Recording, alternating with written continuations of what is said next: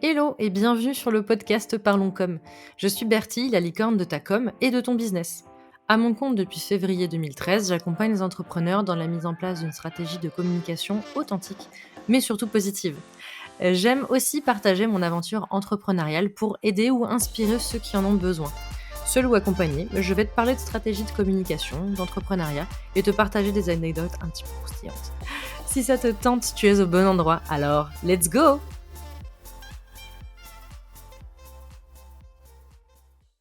Hello et bienvenue dans ce nouvel épisode de Parlons Com. Aujourd'hui, on va parler d'un sujet, bon, je le dis souvent, mais qui revient régulièrement sur la table, notamment par rapport à la partie création de contenu. Si tu es quelqu'un qui doit créer du contenu régulièrement, que tu sois à ton compte, que tu travailles pour une entreprise, que tu sois étudiant, et cetera, il y a 2 phrases qui reviennent très souvent quand on parle création de contenu. La première, c'est: «J'ai pas d'idée». Pour répondre à celle-ci, je te renvoie à l'épisode 4 de Parlons Com qui s'appelle «Trouver des idées de contenu sans te prendre la tête». Je te mets cet épisode également en description si tu veux pouvoir le retrouver, plus rapidement. Donc aujourd'hui, on va pas parler de ça. On va parler de la deuxième phrase que j'entends aussi très régulièrement, qui vient souvent de pair avec l'autre, hein. C'est la phrase: «Tout a déjà été dit». Qu'on peut après avoir, plusieurs, formulations en mode, «Oui, mais mon concurrent a déjà expliqué ça. Oui, mais j'ai trouvé plein d'articles qui parlent déjà de ça», et cetera, et cetera.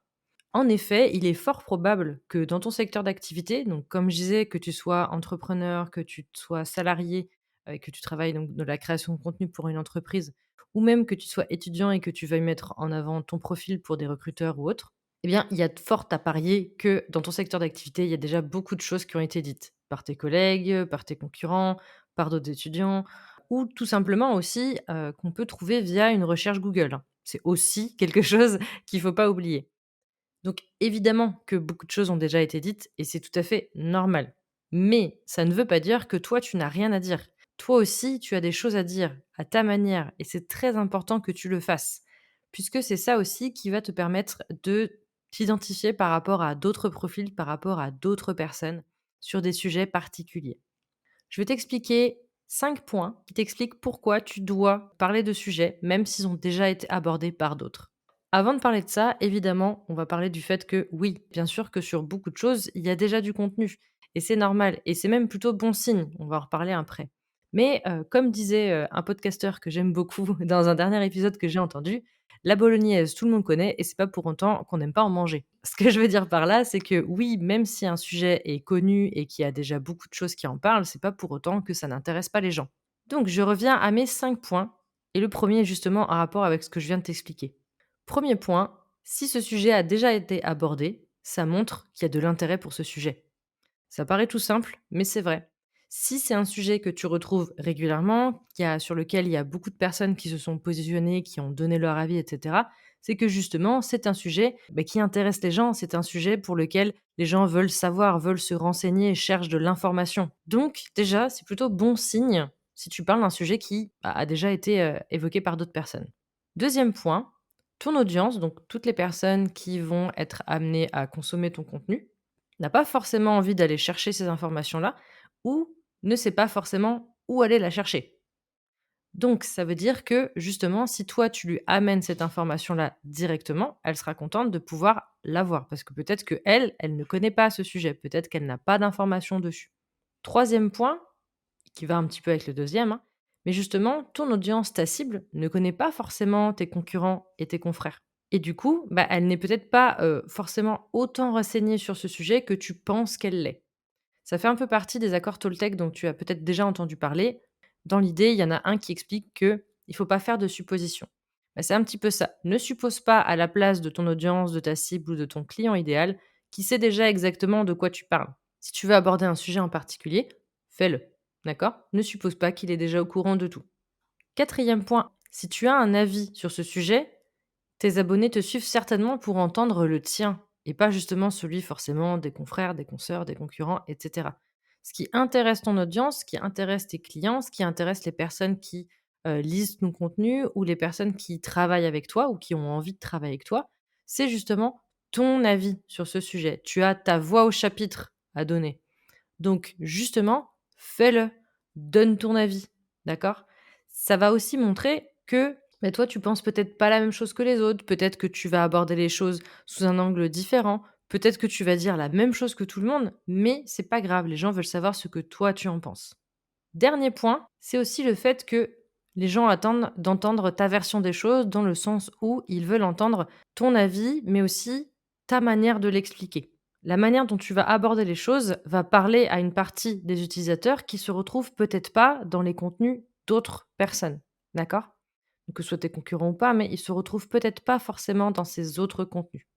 Je vais te donner un exemple. Ça t'est peut-être déjà arrivé, par exemple en cours, tu as un prof qui t'explique quelque chose et tu comprends pas. Il te réexplique et franchement, ça rentre pas, tu piges pas le truc. Et là, tu as quelqu'un d'autre, donc ça peut être un autre prof, ça peut être un camarade, ça peut être une amie, ça peut être un parent, enfin bref, qui va te l'expliquer, mais avec ses mots à lui et donc avec une autre manière, avec un autre angle d'attaque et là, bah, tu vas comprendre. Ça va être beaucoup plus fluide pour toi. Et bah, c'est pareil pour ton contenu. Il faut que tu gardes en tête que la manière dont toi tu vas en parler va peut-être être beaucoup plus fluide et beaucoup plus compréhensible pour certaines personnes, qu'elles fassent partie de ton audience ou pas d'ailleurs. Et donc, tu as ta voix à donner au chapitre. Il faut que tu expliques les choses à ta manière. Et ça, c'est très important. Et moi, je sais que c'est quelque chose qu'on me dit régulièrement. C'est pas pour me jeter des fleurs, mais c'est quelque chose qu'on me dit régulièrement quand j'explique certaines fonctions de l'algorithme ou de choses comme ça. J'ai souvent eu la phrase de la part de clients qui me disent: «Ah, bah, quand c'est toi qui l'expliques, je comprends mieux». Bah, c'est exactement ça. Et le but de t'exprimer sur un sujet, que ce soit à travers des posts, des articles, un podcast, des vidéos, etc., c'est de donner ta voix, ton avis, ta vision des choses et d'expliquer à ta manière. Donc justement, ose prendre la parole, même si le sujet n'est pas forcément à tes yeux hyper original ou exceptionnel. Déjà, il l'est peut-être pour d'autres, même s'il ne l'est pas pour toi. Ne tombe pas dans ce qu'on appelle justement le syndrome de l'expert. Ça va un petit peu avec ce que j'ai dit précédemment. Le syndrome de l'expert, c'est quand, à tes yeux, des informations paraissent tellement évidentes parce que toi, tu travailles dedans tout le temps. Je prends un exemple, quand mon conjoint me parle de son métier, il y a plein de mots que je comprends pas. Lui, il m'en parle parce qu'il sait très bien ce que c'est, donc c'est des mots qui lui parlent et cetera et moi, j'avoue que je comprends pas tout. Parce que je suis pas dans son secteur d'activité, je fais pas le même métier que lui et je pense que l'inverse est également possible, hein. Il y a de fortes chances qu'il y ait des choses que certains mots que j'utilise, il les assimile pas forcément. Évidemment, à force, il va comprendre et moi, à l'inverse, à force, il y a des mots qu'il utilise régulièrement, je commence à voir un peu ce que c'est. Un autre exemple que je peux donner, quand j'étais graphiste et même quand je travaille avec des graphistes, le mot maquette, déjà, ne veut pas forcément dire la même chose pour chaque graphiste. Pour certains, une maquette, c'est plus proche d'un croquis ou d'un schéma, c'est quelque chose de très simpliste. Pour d'autres, une maquette, c'est très abouti, c'est quasiment la version finale. Mais pour le commun des mortels, une maquette, ça peut aussi être une maquette de bateau ou de voiture. Donc comme tu peux le voir, le mot, en fait, s'il est utilisé par un expert qui, pour lui, sait que ça veut dire exactement ça, eh bien sa cible ne comprend pas forcément la même chose. Donc le syndrome de l'expert, c'est ça, c'est utiliser des mots sans faire forcément attention au fait que, ben, en fait, tout le monde ne les connaît pas forcément. En tout cas, tout le monde n'a pas la même interprétation que toi. Avant de terminer cet épisode, si tu as peur, c'est plutôt le fait que ton avis, il est divergent par rapport aux autres et par rapport à la masse des autres utilisateurs, c'est aussi possible, ça peut être quelque chose qui te freine où tu te dis: «Bah, en fait, il y a un sujet qui est pas mal abordé, certes, ça me gêne enfin voilà, j'ai pas cette peur de tout le monde l'a déjà dit ou quoi. C'est juste que moi, ce que j'ai à dire, bah, tout le monde dit l'inverse, quoi. Donc je me sens un petit peu mal à l'aise à dire, bah, moi, je suis pas d'accord, quoi». Et bah, justement, c'est d'autant plus important de t'exprimer. C'est très, très enrichissant pour n'importe quel débat d'avoir des pour et d'avoir des contre, d'avoir des personnes qui sont pour telle utilisation ou telle vision des choses et des personnes qui sont contre. Et de toute façon, même si personne ne le dit, il y a certainement beaucoup de gens qui pensent comme toi. Par exemple, je sais qu'il y a beaucoup en ce moment de contenu autour du fait qu'il faut publier très régulièrement et on commence même à le côté il faut publier tous les jours du contenu. On l'a vu à travers différents défis, différentes choses, etc. Moi, par exemple, je suis pas contre dans le sens où je vais pas dire que les gens qui font ça, sont pas bien ou, ne devraient pas faire ça, c'est pas ce que je dis. Mais moi, en tout cas, c'est pas ma manière de voir les choses et c'est pas comme ça que je travaille avec mes clients. Et ça me gêne pas d'aller m'exprimer là-dessus parce que justement, je suis contente parce que j'ai pas mal pareil de personnes, que ce soit des clients ou de l'audience, enfin des gens avec qui j'ai échangé, qui me disent: «Ah bah, ça me soulage d'entendre ça, d'entendre que je suis pas obligée de faire un post par jour pour que mon compte fonctionne». Parce que justement, il y a plein de paramètres à prendre en compte, et cetera, qui vont permettre de se développer. La technique de publier tous les jours n'est pas une mauvaise technique, c'est une technique qui s'applique à certaines personnes. comme moi, celle que je propose n'est pas la même et s'applique pas à tout le monde. C'est comme par exemple pour faire du sport. Il y a des personnes qui vont avoir envie de travailler que le cardio, d'autres qui vont envie de travailler que les muscles, des gens qui vont plutôt vouloir travailler le haut du corps, d'autres le bas du corps, bref.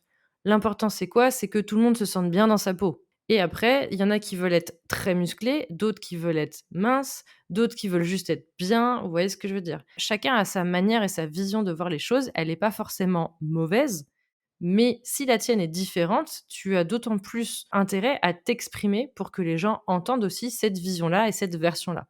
D'ailleurs, si tu as du mal à oser t'exprimer, notamment sur LinkedIn, pour le moment, j'ai développé que la partie LinkedIn, mais ça viendra certainement sur d'autres plateformes, hein, je te fais un petit teasing. J'ai une formation à petit prix pour toi si tu le souhaites. Ça s'appelle Créer un post LinkedIn parfait ou presque. C'est une formation qui est à 48,50 € pour le moment et elle te donne accès à 10 vidéos. À l'intérieur de ces 10 vidéos, tu vas pouvoir avoir les explications des 5 points pour rédiger un bon post et je vais également te présenter un exemple de mise en pratique en direct. Donc je me suis filmée en train de retravailler des anciens posts que j'ai faits et de les repimper avec les conseils que je te donne justement dans cette formation. Et comme ça, tu vois également le avant-après et tu vois comment j'ai appliqué cette technique à du contenu concret. Donc si jamais ça t'intéresse, tu vas retrouver le lien en description pour en savoir plus. Comme ça, tu verras si ça peut te convenir, si ça peut t'aider justement à oser, prendre la parole sur les réseaux et à oser créer du contenu. J'espère que cet épisode t'aura plu et j'espère que voilà, maintenant tu oseras justement parler, même si les choses ont déjà été dites, même si tu as peur que ton audience soit déjà au courant, même si tu n'as pas le même avis que les autres, donne de ta voix, dis les choses à ta manière, dis les choses comme toi tu les ressens par rapport à ton secteur d'activité, ce sera toujours du plus par rapport à ta création de contenu. Donc n'hésite pas et ose donner ton avis dans ta création de contenu. Merci d'avoir écouté cet épisode. S'il t'a plu, laisse-moi une note et un commentaire sur ta plateforme de podcast préférée. S'il y a des sujets que tu aimerais que j'aborde, viens m'en parler sur Instagram @lostinweb ou alors par mail contact @lostin-web.fr. Je te mets toutes les infos dans la description. À très bientôt pour un nouvel épisode.